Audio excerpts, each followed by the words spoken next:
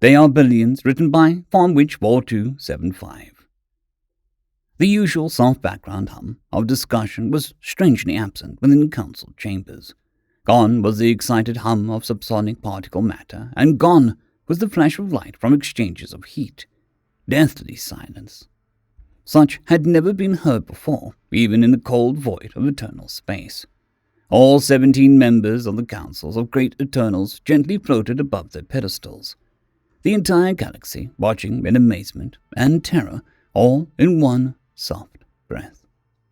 In the center of the chamber quietly hovered a hologram of a strange blue and green planet, a thing whose existence was previously thought impossible by any standard. Finally, as if an eternity passed, the hologram changed, becoming larger, more pronounced. A greater scan had been conducted by the Discovery team responsible for this moment, and more data was slowly pouring in. Before, it was nothing more than a precursory scan of the planet, then a hasty sending to the Council. LK-881-J emitted a strange warbling sound as his form distorted almost to the point of imperceptibility. The gas membrane kept him in place, nearly dissipating from the shock. Or was it excitement? Loud gasps of amazement came from most of the Council's members, and all across the galaxy's hypernet. The same echo of improbability graced the denizens of the known universe. It was real. It wasn't a fluke discovery of an oddly watery world. It wasn't a mistaken identity case or a false reading. It was real. TK-11K AT's form distorted, changing from a bright orange to a glowing golden yellow as he considered the implications of the discovery. Entity Ulm also suffered a similar distortion to her plasmatic shell as she deflated in her chair from the shock. More data poured in, and more. Every waking moment was half nightmare and half dream as images flooded the network. The scan team had made their way through closer to the planet, as close as the main sequence star would allow, and was showing dozens of collected photographs of the small blue marble. Although the planet's host star was extremely dangerous to the denizens, their receptors could easily acquire some decent scanning data from the planet. The scan team also sent a new photo, one more detailed, of the small scanning outpost they had built within the asteroid belt of a large gas giant.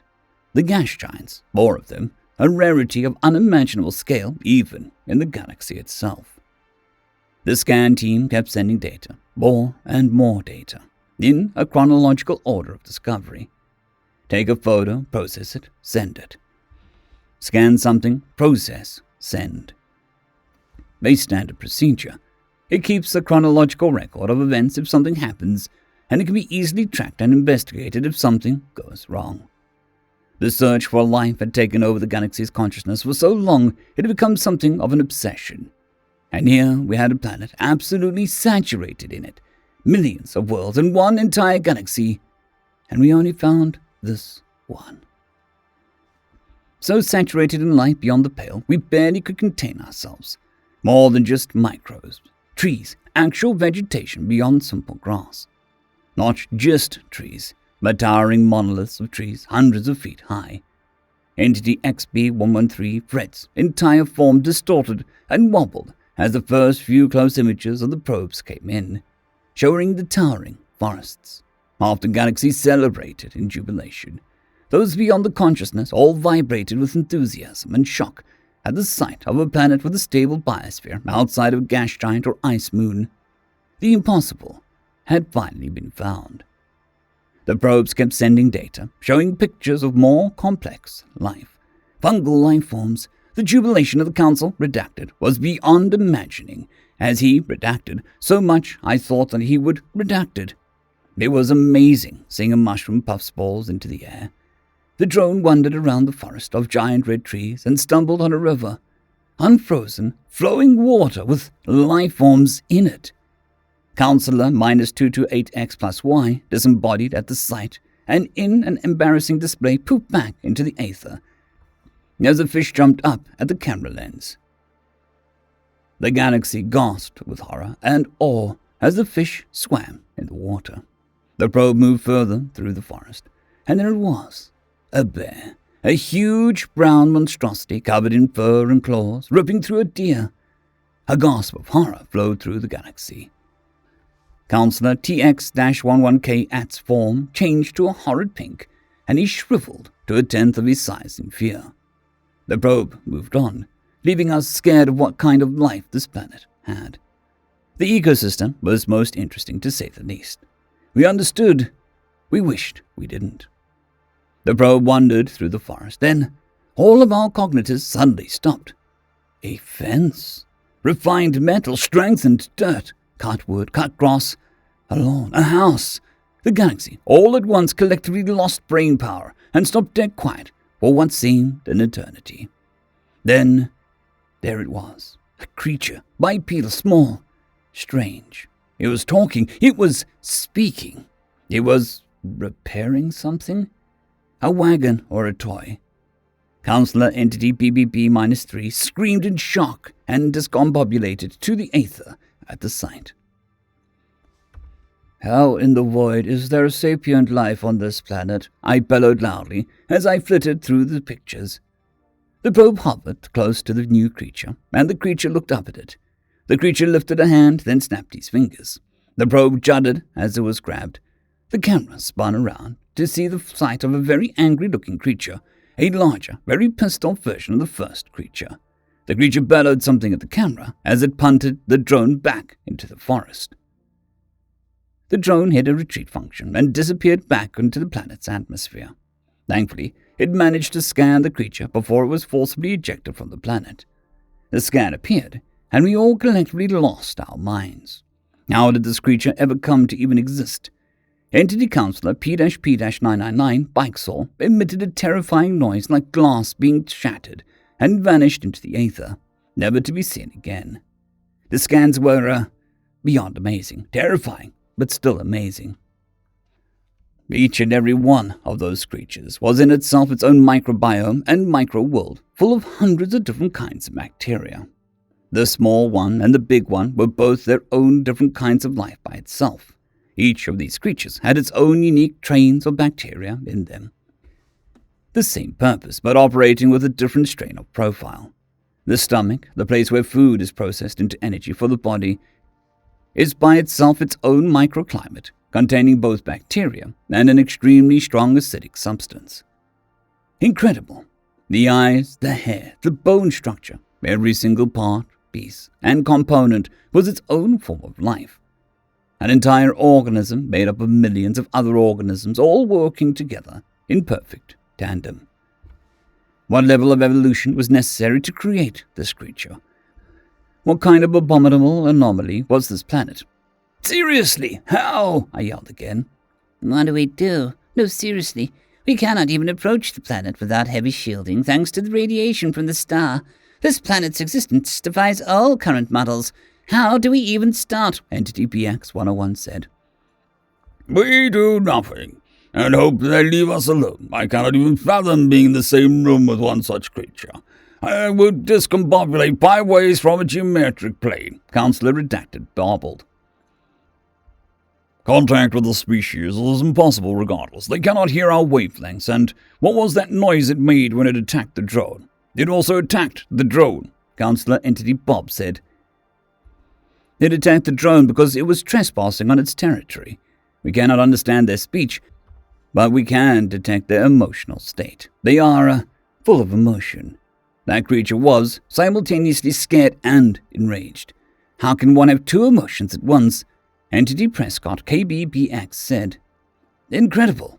No, we cannot interfere with them. Look at the scans. The infrastructure on a global scale, mastery of atmospheric flight, mass mining operations. These numbers are impossible." "They number in the billions by themselves," I said, showing the population count for the creatures by themselves. The chamber reverberated with a gasp of awe and terror. Never has so much life, so many different species, types, and creatures been so tightly compacted into one singular spot. Each of these creatures was by itself a unique entity with its own DNA and genetic makeup. Now combine that with the fact that each of them has their own individual bacterial colony, and coupled with that the human body itself is its own form of microclimate, What kind of evolution spawned this? What do we do now? We basically found what we had spent the last redacted millennia looking for all this time, but what do we do now? Entity Redacted said with fear. We do nothing. We let them live as best we can. We just, watch them as best we can without interfering with them. This is unprecedented, unimaginable, improbable.